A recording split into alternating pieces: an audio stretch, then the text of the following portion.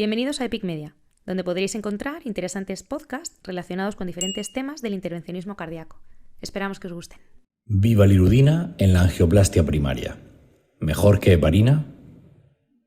Hola a todos, soy José Avellán, cardiólogo y hemodinamista del Hospital Santa Lucía de Cartagena y os doy la bienvenida a un nuevo episodio del podcast de Epic Media.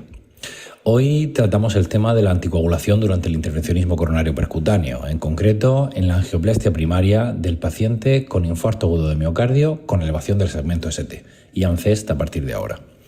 Y es que la medicación anticoagulante y antiagregante ya durante la angioplastia es esencial para prevenir las complicaciones trombóticas durante la misma.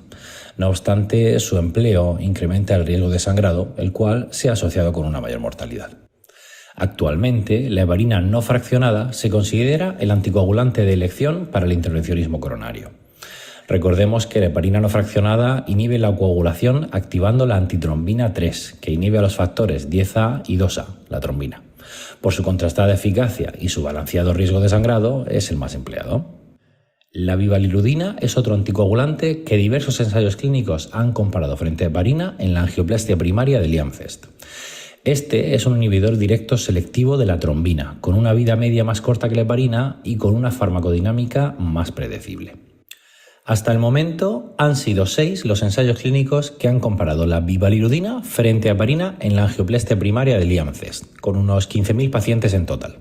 Sin embargo, la heterogeneidad de los regímenes de anticoagulación empleados, el uso concomitante rutinario o no de inhibidores de la glicoproteína 2B3A o la administración o no de una infusión de vivalirudina post-intervencionismo, pues ha hecho difícil estandarizar o extrapolar conclusiones acerca de la indicación de la vivalirudina para el ANCEST. Por recordar y muy resumidamente, en los ensayos Horizons-AMI y Euromax, vivalirudina redujo el sangrado mayor y la muerte respecto a heparina más un inhibidor 2B3A, pero por el contrario aumentó la trombosis aguda del stent y el reinfarto. También en el ensayo HIT-PPCI, la trombosis del stent y el reinfarto temprano fueron mayores con vivalirudina.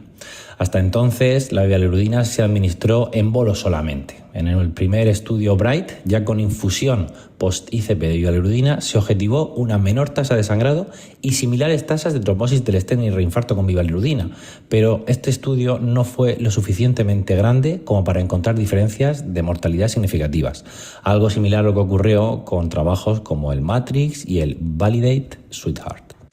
Recientemente se ha publicado el ensayo clínico multicéntrico BRIGHT 4, que es el que ha motivado este capítulo. Este estudio se diseña específicamente para valorar los resultados asociados a la anticoagulación durante la angioplastia primaria del ANCEST, mediante acceso radial y en una población representativa de la práctica clínica habitual, comparando a 30 días los dos regímenes de vivalirudina y heparina que han demostrado presentar el mejor balance de riesgo-beneficio. Se trata de un ensayo clínico aleatorizado, multicéntrico y abierto, en el que se incluyeron 6.016 pacientes con ANCEST y sometidos a angioplastia primaria antes de 48 horas en 87 centros de China.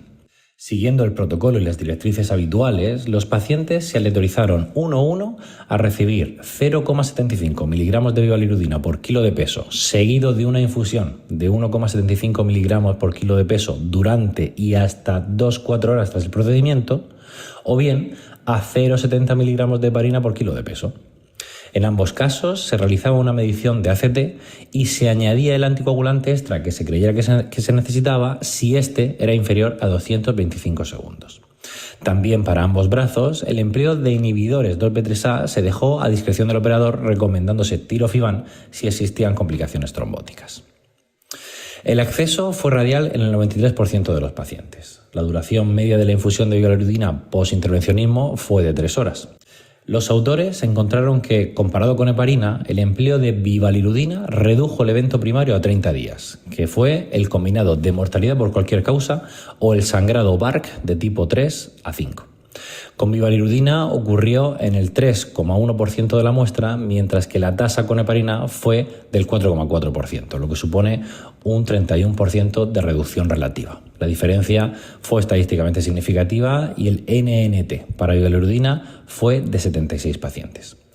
Además, la mortalidad por cualquier causa y el sangrado BARC 3 a 5 fueron menores en el brazo de bivalirudina de manera aislada y estadísticamente significativa.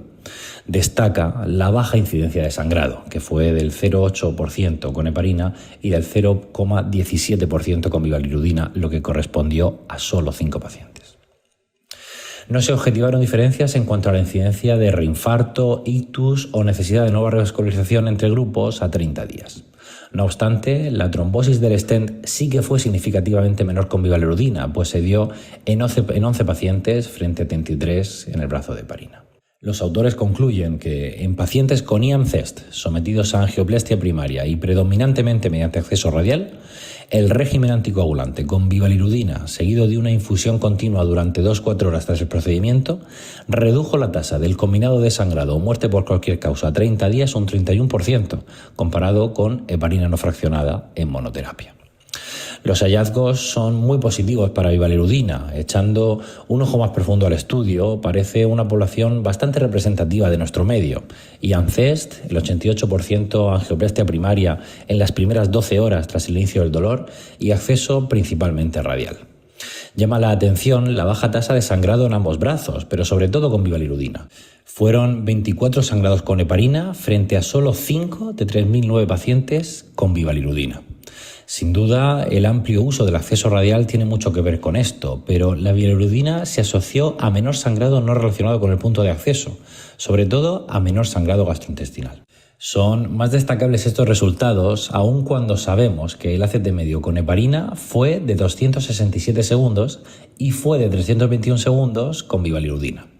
Además, en el brazo de la heparina fue más frecuente la administración de inhibidores 2B3A, 13,7% frente a 11,5%, algo que puede explicarse por este menor ACT alcanzado por la heparina y por el hecho de que bivalirudina inhibe de forma más directa la trombina.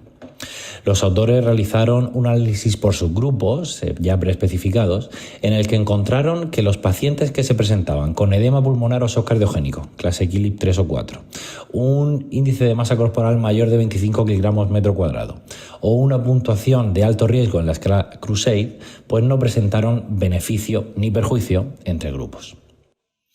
Las explicaciones para la superioridad encontrada de bivalirudina frente a heparina son diversas. La farmacocinética más consistente, la mayor especificidad de la bivalirudina y el riesgo ausente de trombocitopenia que sí que existe con heparina, pues pueden ser clave. Y es que, en general, tal y como hemos comentado, los estudios han ido encontrando un mejor perfil de seguridad con bivalirudina y cuando se reportó un peor perfil de eficacia, no se empleaba aún la perfusión posintervencionismo, algo que, teniendo en cuenta la vida media de bivalirudina, pues tiene sentido. Precisamente, quizá esta sea una pequeña limitación que encuentro no al estudio, sino al uso de bivalirudina. Y es que personalmente considero que nos encontramos muy cómodos con la posología y facilidad de administración no dependiente de infusión continua ni de cálculos matemáticos que tiene la heparina. Además, si el paciente presenta insuficiencia renal o está en diálisis, la posología de bivalirudina varía significativamente y muchas veces en el escenario agudo, donde la rapidez es fundamental y no siempre tenemos datos de función renal, esto podría marcar una diferencia. Como limitaciones, la naturaleza abierta del ensayo o la población asiática puede hacer necesaria la realización de un estudio en nuestro medio. Del mismo modo, necesitamos de un seguimiento algo mayor, al menos de un año. Pero en definitiva, este gran ensayo clínico ha demostrado que en una población de pacientes con infarto agudo de miocardio con elevación del segmento ST y sometida a angioplastia primaria, principalmente mediante acceso radial, el empleo de bivalirudina como anticoagulante, seguido de una infusión continua frente a heparina no fraccionada, pues resultó en una menor tasa de sangrado y de mortalidad total, así como en una menor tasa de trombosis aguda del stent. Soplan vientos favorables a favor de la bivalirudina, buque que deberemos de empezar a considerar en nuestras travesías arteriales. Un saludo y hasta el próximo episodio. Muchas gracias. Os esperamos en el próximo podcast en Epic Media.